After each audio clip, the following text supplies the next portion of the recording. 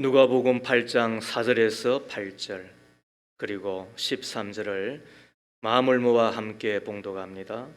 무리가 많이 모여들고 각 고을에서 사람들이 예수께로 나오니 예수께서 비유를 들어 말씀하셨다. 씨 뿌리는 사람이 씨를 뿌리러 나갔다. 그가 씨를 뿌리는데 들어는 길가에 떨어지니 발에 밝히기도 하고 하늘의 새들이 쪼아먹기도 하였다. 또 들어는 돌짝밭에 떨어지니 삭이 돋아났다가 물기가 없어서 말라버렸다.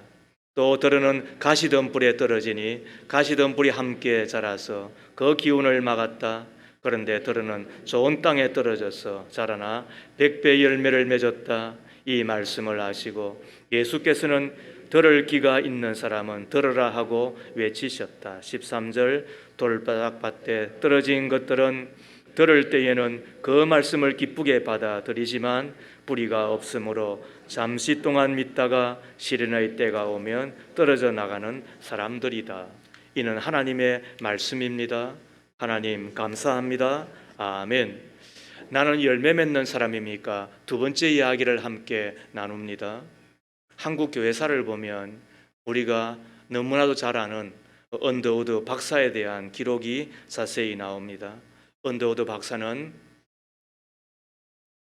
1884년 그전에는 일반 대학을 졸업하고 그리고는 그 해에 신학 대학을 졸업하고 하나님 앞에 헌신하기로 굳게 결심을 합니다. 그 가운데 어디에서 말씀을 전할까 생각을 하다가 그는 인도로 가기로 결심을 하지요. 그곳에 가서 당시 많은 질병과 고통으로 시달리는 인도 사람들 복음 전하고 또 저들에게 예수님 전하여 주고 그리하여서 천국 인생 되게 하려고 결심을 해요. 그것 때문에 1년 동안이나 다시 의학을 공부하고 또 언어를 공부했답니다. 이렇게 열심히 준비를 하는데 어느 날인가 주의 음성이 들리는 거예요. 내가 조선 땅으로 갈 수는 없겠니? 그 일을 겪고 난 뒤에 정신을 수습하여 조선이 어디 있는지 지도상에서 확인해 봅니다. 그리고는 언더우드 박사가 조선 땅에 발을 내딛었을 때가 1885년 4월 5일 흔히 부활절 아침 인천항에 첫 발을 내디딥니다. 언더우드는 조선에 도착하여 이렇게 기도하였답니다. 오 주여, 지금은 아무것도 보이지 않습니다. 메마르고 가난한 땅, 나무 한 그루 시원하게 자라 오르지 못하고 있는 땅에 저희들을 옮겨와 앉히셨습니다. 지금은 아무것도 보이지 않습니다. 보이는 것은 고집스럽게 얼룩진 어둠뿐입니다. 어둠과 가난과 인습에 묶여있는 조선 사람뿐입니다. 그러나 주님 순종하겠습니다.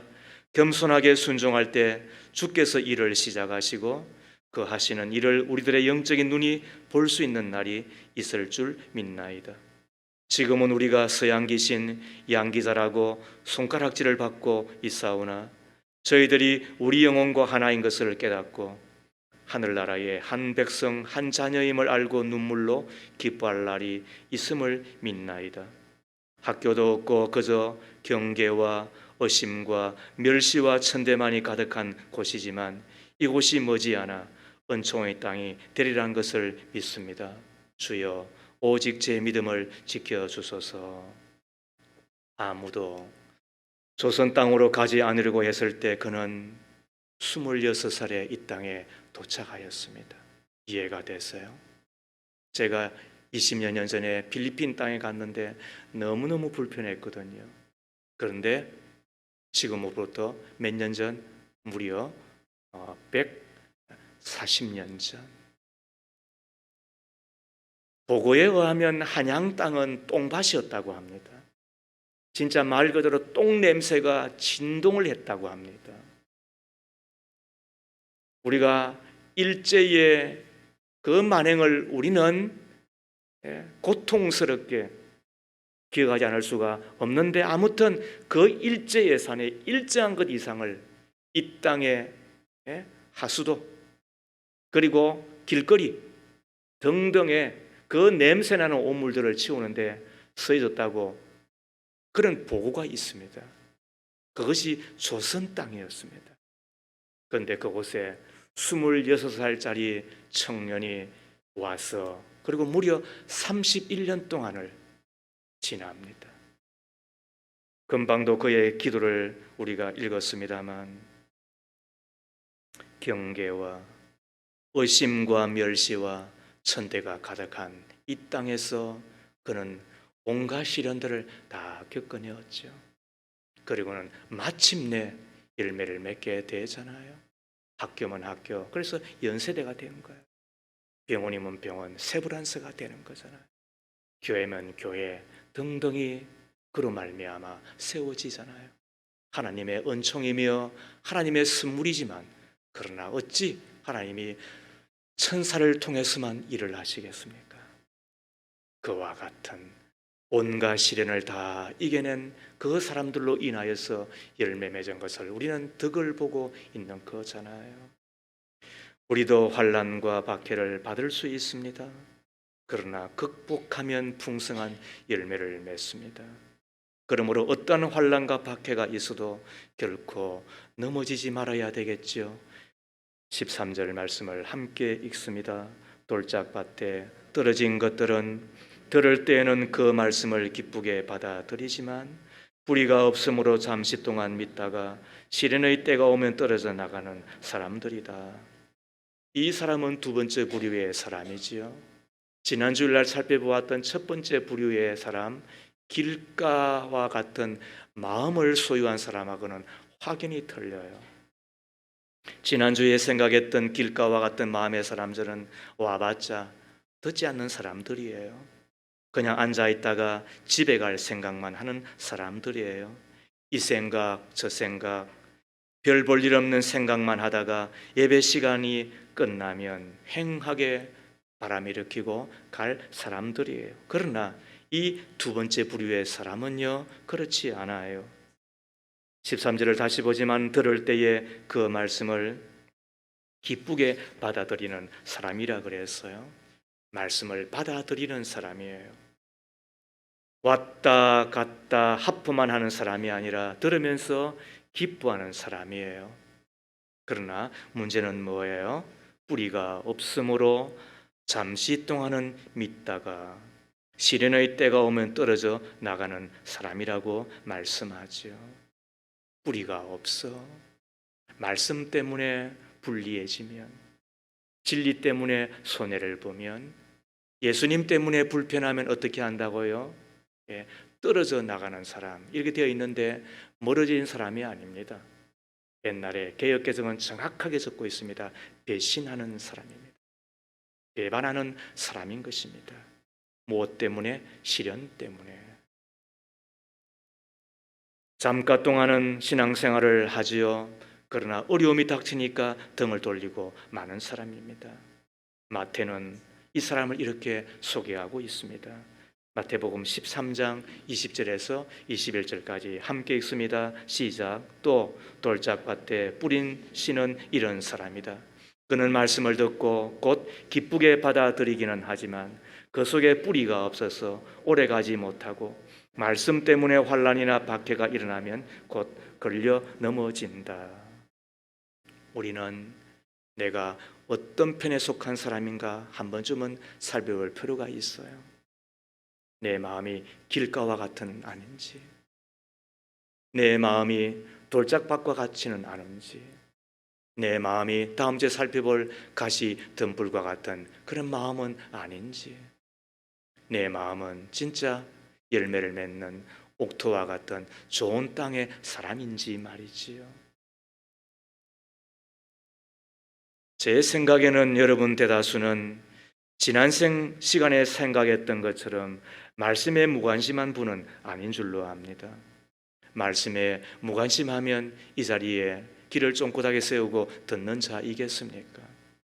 주일 아침을 쉬지 아니하고 준비하고 이곳에 나오셨겠습니까? 여러분이 집에서 우리 교회까지 오는데 여러 교회가 있었을 터인데 우리 교회에 굳이 나오셨겠습니까? 그런 의미에서 첫 번째 부류의 사람, 길가와 같은 굳은 마음, 다친 마음, 무관심과 편견과 경험과 또 혹은 이런저런 교만으로 말미암아 말씀을 듣지 않는 사람은 아닌 것은 분명합니다. 그러나 다만 하나는 여쭤보고 싶습니다. 여러분이 하나님의 말씀을 천국 말씀이기 때문에 받아들이는 사람입니까? 아니면은 유익하기 때문에, 유리하기 때문에 그 말씀을 받아들이는 사람, 기독교를 선택한 사람입니까? 예수 믿으면 축복받는다고 해서 기독교를 선택하셨습니까? 가정도 잘 되고 사업도 잘 되고 그리고 내 자녀도 잘 된다니까 선택하셨습니까? 무엇 때문에 여러분은 기독교를 선택하셨습니까? 유익 때문입니까? 평안 때문입니까? 축복 때문입니까? 아니면 진짜 하나님의 말씀이 진리이고 그리고 예수만이 오직 한 길이기 때문에 여러분은 기독교를 선택하셨습니까? 기쁨으로 말씀을 받은 후 그 말씀에 쉽게 등을 돌리는 사람들이 오늘날 제법 있습니다. 그러면서 하는 이야기가 믿어봐도 별것 없더라. 뭐 신통하게 뚫리는 것도 없더라. 그러면서 하는 이야기가 왕년에 교회 가보지 않은 사람이 어디 있느냐. 부끄러움 없이 이렇게 이야기하는 분도 있습니다. 오늘날 한국 교회의 가장 큰 문제 중에 하나가 뭘까요? 잠깐은 믿습니다. 그리고 기쁘다고 이야기를 합니다. 그러다가 배신하는 사람, 배반하는 사람들입니다. 그런 의미에서 기독교의 적은 공산주의가 아닙니다. 기독교의 적은 무엇일까요? 실용주의입니다. 실용주의라고 하는 이야기는 내게 어떤 유익이 있느냐 하는 것만 따지는 것이지요. 나에게 주어질 유익만 생각하고 기독교를 선택했다고 한다면 환난과 박해가 다가올 때 그리고 말씀 때문에 겪어야 될 어려움이 오면 어디에 그 자리를 내가 서 있겠습니까?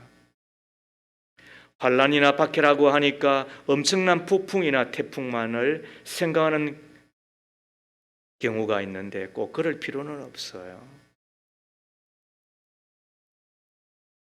공산당이 쳐들어와서 총칼로 겨눈다든지 아니면 요업처럼 하나님을 믿는 것 때문에 모든 걸 다 잃어버리는 그런 경우는 거의 없어요.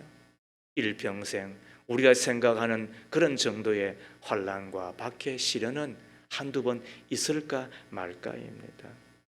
대부분은 사소한 것, 대부분은 매우 적은 것일 겁니다. 제대로 신앙생활을 하려고 마음 먹다 보니까 주일 아침에 늦잠도 자지 못하고 바둥바둥 준비하여서 교회로 출발해야 되는 것에서부터 시작이 될 거예요. 분명히 월급 액수가 더 많은데도 불구하고 하나님 앞에 주의를 지킬 수 없다는 것 때문에 그것을 포기해야 되는 그런 어려움도 아마 우리가 겪게 되는 환난과 박해이겠죠. 예수 믿는 사람이란 신분을 숨기면 이익을 볼 수 있는 자리에 예수 믿는 사람이기 때문에 불편을 감수하여야 하고 이익을 내려놓아야 하는 그런 어려움도 아마 있을 거예요. 목사는 목사대로 타협하고 싶은 유혹이 왜 없겠어요? 뭐 저 사람 그냥 뭐 장로 세우고 혹은 뭐 중직자라 세우면 교회에도 붙어 있을 거니까 뭐 헌금도 하고 출석인은 늘으니까 누이 좋고 매부 좋고 그런 생각이 들지도 왜 않겠어요? 그죠? 그럴 때마다 우리 교회가 그렇게 수준을 낮춰서는 되겠습니까? 라는 그래도 옳은 사람들의 이야기 때문에 다시 또 마음에 결심을 하게 되는 거잖아요. 믿음의 가족 여러분, 내가 받아들인 것이 진리이기 때문에 그 진리와 함께 기뻐하며 그 진리와 함께 내가 살기로 지금 주님 앞에 약속을 드리고 있는 것입니까?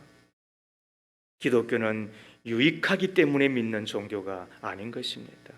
물론 하나님은 우리를 먹이시고 입히시고 돌보시는 하나님이시지요. 그래서 공중에 나는 새를 보라, 들에 피인 백합화를 보라. 먹이시는 하나님, 입히시는 하나님이 아니냐? 예, 그렇습니다. 그러나 먹고 마시고 있기 위해서 하나님을 따르는 것만은 아니잖아요. 기독교는 진리이기 때문에, 기독교는 옳은 종교이기 때문에, 기독교는 오직 이 길만 구원받는 길이기 때문에 우리가 믿고 그리고 그것을 위해서 나의 생명마저도 내어놓는 거잖아요. 진리이기 때문에 끝까지 견디는 자에게 금생과 내생의 풍성한 약속이 있다고 주께서 우리 가운데 말씀하셨잖아요. 여러분, 그렇다면 오늘 우리는 다시 확인합니다. 나는 열매 맺는 사람인가? 시련을 견뎌내고 환난과 박해마저도 내가 잘 통과하고 열매 맺는 사람으로 지금 자라나고 있는가? 그래야 하나님을 영화롭게 하며 이웃에게 유익을 주며 내 자신에게 기쁨과 보람이 되고 있느냐는 거예요. 그걸 물어보시라는 거예요.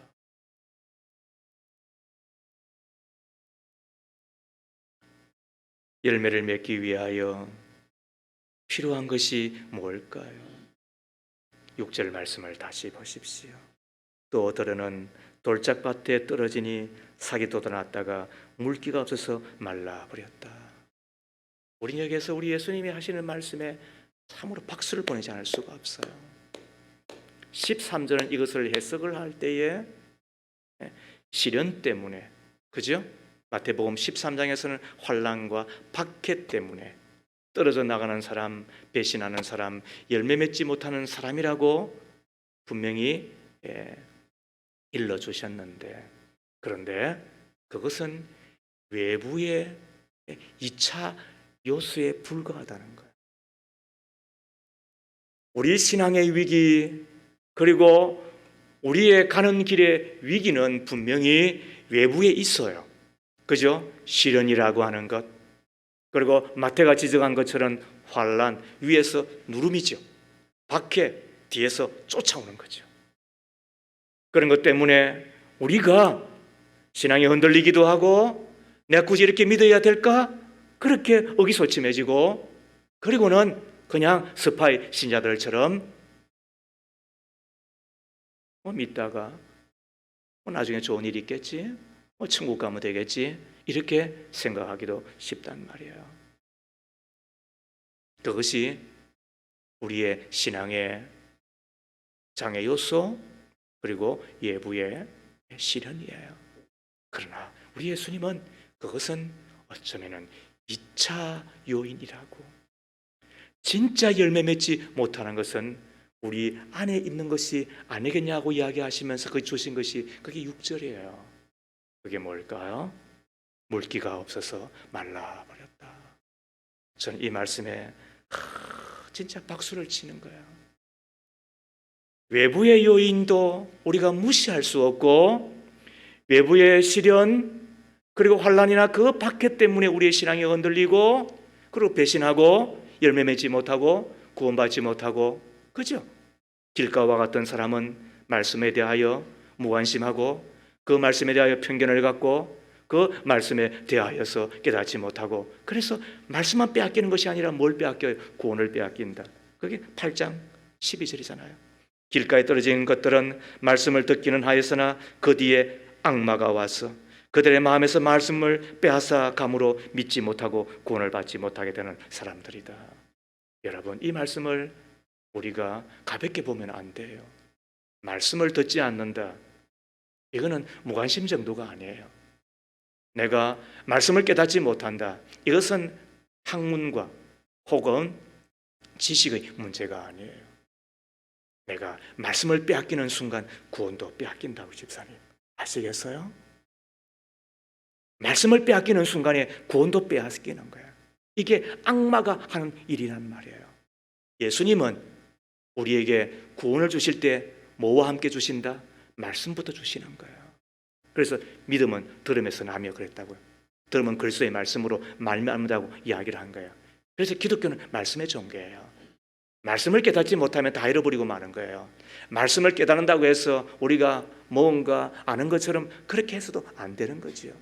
왜? 그 구원은 하나님이 주시는 선물이니까, 우리가 자랑치 못하게 하려 하심이니까. 그러나 중요한 것은 뭐라고요? 길가와 같은 마음의 사람은 깨닫지 못함으로 말씀과 함께 구원도 잃어버리는데, 그러나 또 두 번째 부류의 사람, 돌짝밭과 같은 마음의 사람은 열매 맺지 못하는 것이 무엇 때문이라고요? 시련은 어쩌면 2차 요인이고, 1차 요인은 뭐라고? 내 안에 물기가 없으므로. 내 안에 물기가 없기 때문에 말라버렸다. 해가 아무리 쨍쨍 쪼인다 할지라도 수경재배처럼 물기가 계속 공급된다면 그 태양빛을 받아 더욱 잘 자랄 텐데, 물기가 보충되지 않아서 말라버렸다. 오늘 예수님의 이 지적 앞에 우리는 눈이 번쩍 뜨이는 거예요. 물기가 없어서 말라버렸다. 외부의 요인이 아니라 지금 내 속에 물기가 있는가라고 주께서 묻고 계시는 거잖아요. 열매를 맺기 위하여, 구원받은 하나님의 사람으로 열매 맺기 위하여 우리 가운데 필요한 것이 뭐라고요? 내 안에 물기가 있는가? 자, 오늘 우리는 세 가지를 살펴보십시다. 그리고 나머지는 또 여러분들이 또 찾아내셔요. 그리고는 또 간증하시고 목장 안에서 또 서로 격려하시고, 그래서 나는 이 물기 때문에 내가 시련도 이겨내고 열매 맺는 하나님의 사람으로 내가 산다라고 이야기해 주시면 또 좋은 거잖아요. 그러나 저는 먼저 세 가지만 살펴보겠습니다. 이 물기가 있는지 확인이 되면 어떻게 한다? 시련 이겨내는 거예요.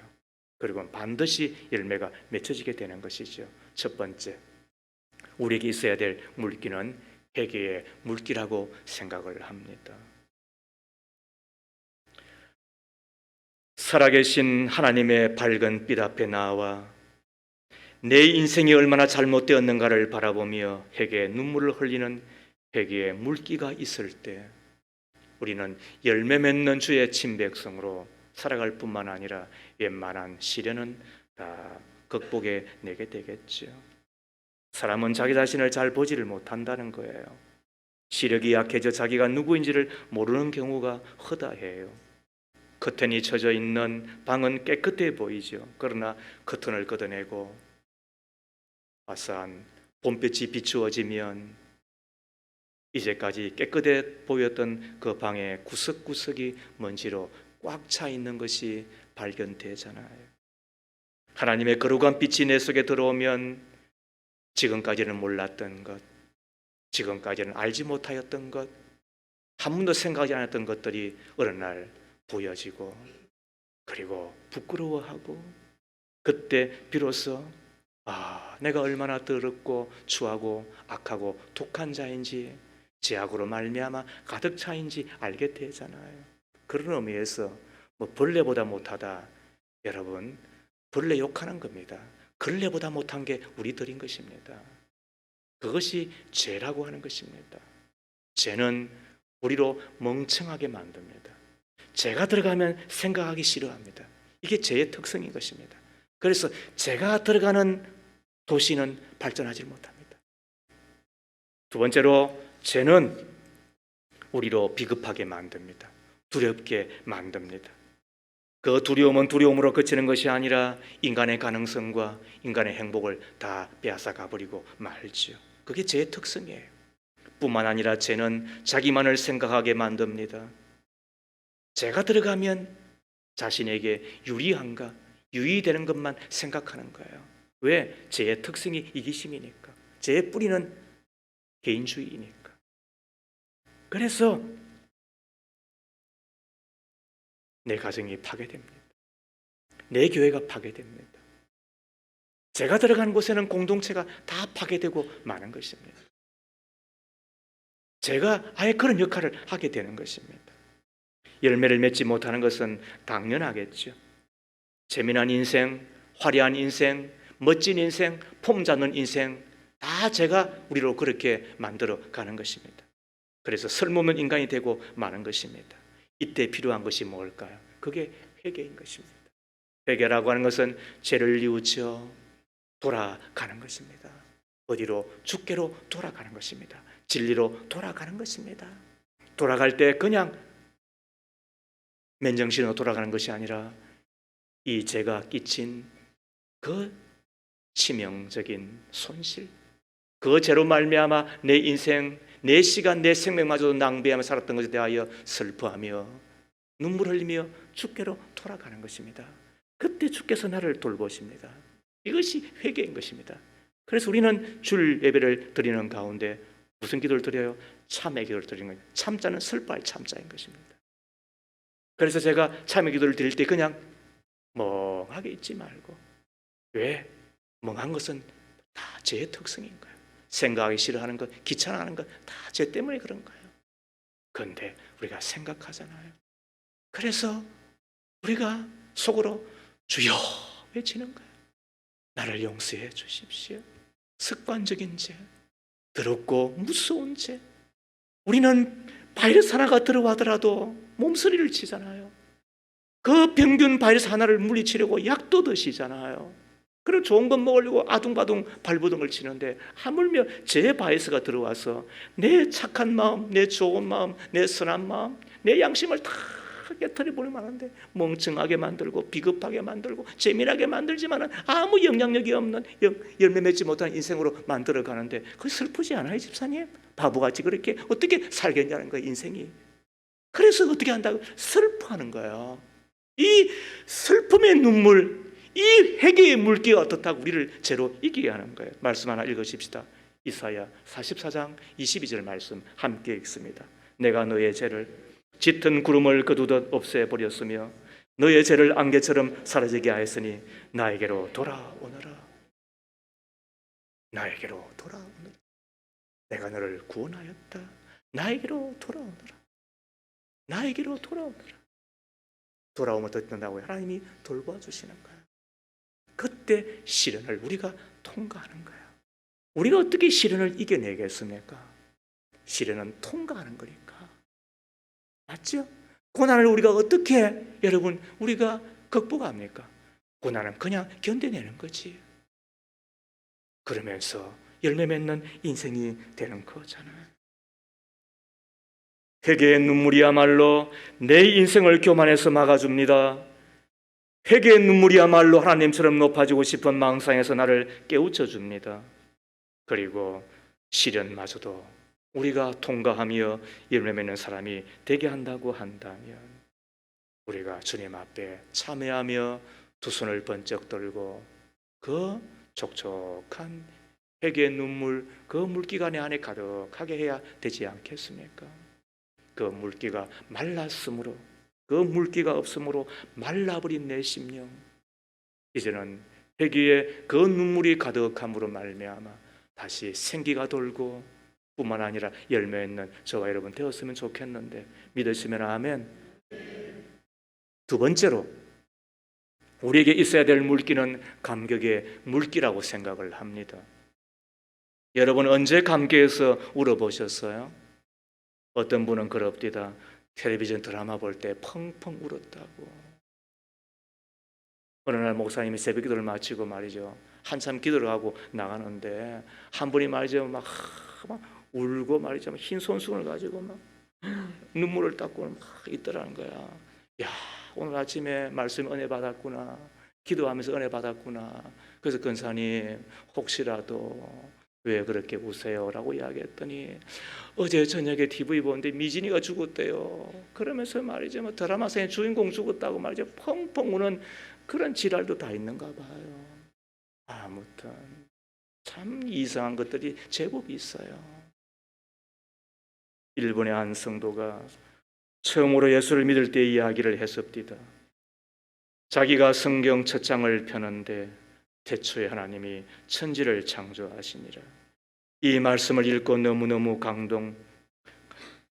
감격스러워 울었다는 거예요. 그 성도의 말이 이러합니다. 그 크신 하나님이 태초에 세상의 모든 것을 창조하셨다면 그러면 나도 만들었을 것이 아닌가.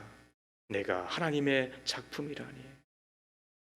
내가 하나님의 작품이라는 것에 그가 감격이 되어 그가 울지 않을 수가 없었다는 거예요. 내가 하나님의 작품이래요. 우리가 하나님의 작품이므로 스스로 멸시할 자격이 없잖아요. 다른 사람이 이런 이야기 저런 이야기 한다 하더라도 그러나 그것은 일부에 불과하잖아요. 하나님이 내 것이라고, 그리고 너는 내 작품이라고 이야기해 주시면 우리는 그렇게 받아들이고 감사하고 감격하며 살아야 되는 것이 우리들이잖아요. 하나님은 공평하신 분인 줄 믿으시죠. 그에게 있는 것 나에게 없지만 그러나 그에게 없는 것 나에게 있잖아요. 우리가 그것을 한다고 한다면 감사하며 감격하며 사셔야죠. 인상 펴시고 말이죠. 우리가 복되게 사셔야죠. 아프리카 한 선교사가 이런 보고를 해왔습니다. 자기가 아프리카 어린 아이들 몇 명을 모아놓고 하나님이 세상을 이처럼 사랑하사 독생자를 주셨으니 누구든지 예수 믿으면 멸망하지 않고 영생을 얻으리로다. 요한복음 3장 16절 이렇게 말이죠. 노래하고 그리고 이야기를 해주었더니 그 이야기를 듣고 있던 아프리카 한 소녀가 그렇게 눈물을 흘리더라는 거 아닙니까? 나를 위해서 그렇게 하셨다니요. 나를 위해서 그렇게 하셨다니요. 이 선교사가 집에 돌아와서 하나님, 어째서 십자가를 말하는 나는 감동이었고 십자가를 듣는 저 아이에게는 저런 감동이 있습니까? 익숙해서 감동을 잃어버린 내 악을 용서해 주옵소서. 눈물을 흘리며 주님 앞에 기도했다는 이야기를 듣습니다. 예수께서 나를 위하여 죽으셨다는데 지금도 살아계신 그분이 나를 위하여 하나님 보좌 우편에서 기도하고 계시다는데, 뿐만 아니라 나의 연약함을 돕기 위하여 성령님을 보내주셨다고 했는데, 그리고 나를 다시 만나러 오시겠다고 했는데, 그 주님을 믿고 내가 그 주님과 함께 만나서 살아가는 그 행복이 있는데 우리 안에 감격이 없다니요. 감격이 없이 드리는 그 찬송이 무슨 노래겠습니까? 감격이 없이 드리는 그 기도가 무슨 기도이겠습니까? 감격이 없이 드리는 그 예배가 무슨 예배이겠습니까? 감격이 없는데, 그리고 감격이 없는 그 순간 우리가 어찌 시련을 이겨내겠습니까? 어찌 불편과 불리함과 손해보는 것을 능히 이겨낼 수가 있겠습니까? 말씀 때문에 우리는 다 손해볼 수밖에 없는 자잖아요. 그런데 그것을 이기는 것이 무엇이라고요? 물기라고 이야기하잖아요. 회개의 눈물, 그 회개의 물기를 지나 진짜 감격의 물기가 내 심령의 빈 곳을 채워줄 때 내가 다시 일어나는 거잖아요. 그리고 열매 맺는 주의 백성이 된다는 사실을 믿으시면 아멘 합시다. 주께서 내 첫사랑을 회복하라고 말씀하셨습니다. 어디서부터 감동과 감격이 사라지고 옅어졌는지 우리가 다시 확인하셔야 됩니다. 목사도 여러분 예배 한 4분만 빠지면 그냥 일반인들과 똑같습니다. 그래서 주일 예배 지키라고, 그래서 말씀 듣는 자 되라고, 그래서 예배자로 서시라고, 그래서 감격하며 감동 있는 그 삶을 가지고 이 황량한 세상, 나그네 인생 우리가 그냥 밋밋하게 살아가는 것이 아니라 이기는 자로, 열매는 자로 살아가라고 말씀드리는데 우리가 제 이야기가 지나친 것입니까? 믿으시면 아멘 합시다. 그래서 열매 맺는 주의 백성으로 살아주셨으면 좋겠습니다. 세 번째로 우리에게 있어야 될 물기는 긍휼의 물기입니다. 나머지는 여러분 더 차단하십시오. 여기서 긍휼이라고 한 이야기는 다른 사람을 향해 불쌍히 여기는 마음입니다. 신문지상에 나타난 무서운 악을 보며 혹은 매스미디어를 보면서 야, 못된 것들, 야, 참 진짜 짐승보다 못하다, 우리가 그렇게 혀를 차는 것을 지나 불쌍히 여기는 마음이 있어야 되잖아요. 어째서 인생을 그렇게 밖에 살 수 없는가에 대하여 안타깝게 여기는 마음이 우리 가운데 필요하잖아요. 왜? 예전에는 우리도 그렇게 살았으니까. 짐승보다 못했고 걸레와 같은 자였잖아요. 그런데도 불구하고 예수께 발견되고 우리에게 믿음을 주신 그 믿음을 따라 우리도 주님의 긍휼을 덧입고 긍휼의 마음으로 세상을 바라보고 사람을 바라보는 사람이 되셨잖아요. 그렇다면 그 긍휼의 마음을 가지고 사람을, 그리고 이웃을, 혹은 나의 배우자를, 또 나의 지인을, 그리고 나의 사람들을 바라보는 것이, 그게 하나님의 사람의 마음이지 않겠습니까? 그런 자에게 주께서는 복이 있다고 말씀하셨죠. 세계 곳곳에 큰 재앙을 당한 이들을, 그리고 지역을 보게 됩니다. 우리 장로님 기도한 대로 이스라엘의 전쟁, 선과 악을 떠나서 너무너무 비참하잖아요. 우크라이나 전쟁 너무너무 고통스럽잖아요. 왜 이렇게 테러가 많은지요? 왜 이렇게 기근이 많은지요? 왜 이렇게 불화와 그리고는 다툼을 지나 전쟁이 많이 있는지요?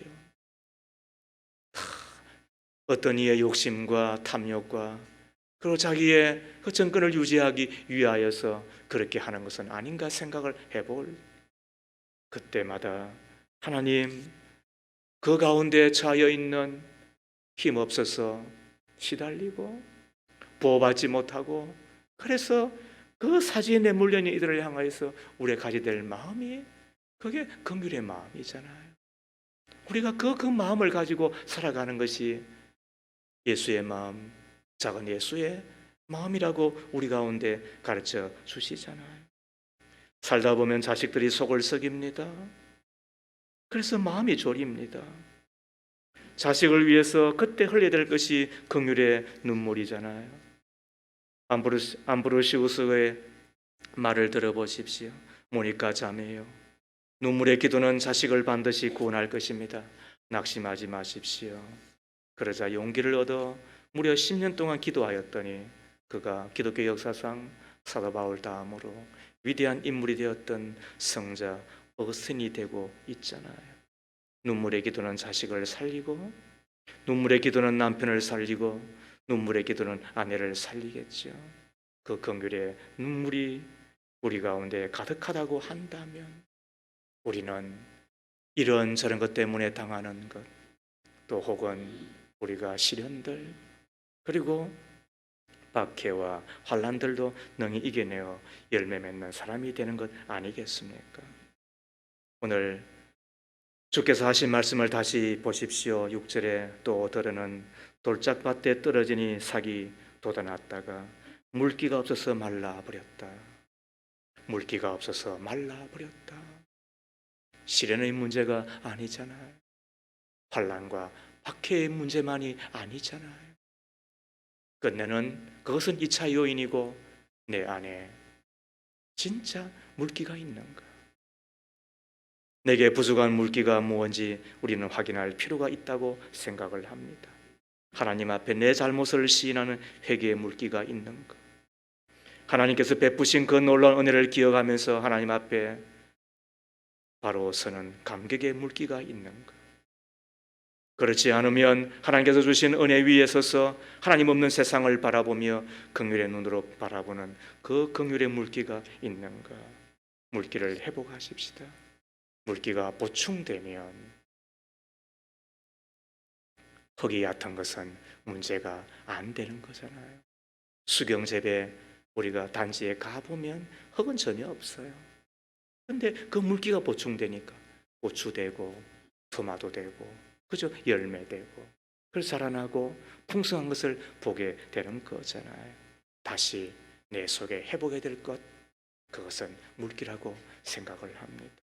외부에서 오는 고통과 환난과 핍박의 문제가 아니라 내 속에 물기가 없는 것이 문제라는 사실을 기억한다고 한다면 우리가 주님 앞에 회개의 눈물, 또 감격의 눈물, 긍휼의 눈물, 또 내가 신을 이겨내었던 그런 우리가 물기가 우리 안에 가득하게 채워지므로 황량한 세상, 나그네 인생을 걸어가는 가운데 말라버리지 아니하고 배신하지 아니하고 배반하지 아니하고 의리를 지킬 뿐만 아니라 꼭 주께 붙어 있으므로 우리가 열매를 맺는 바로 이 삶이 저와 여러분 것이 되어지기를 주의 이름으로 축복합니다.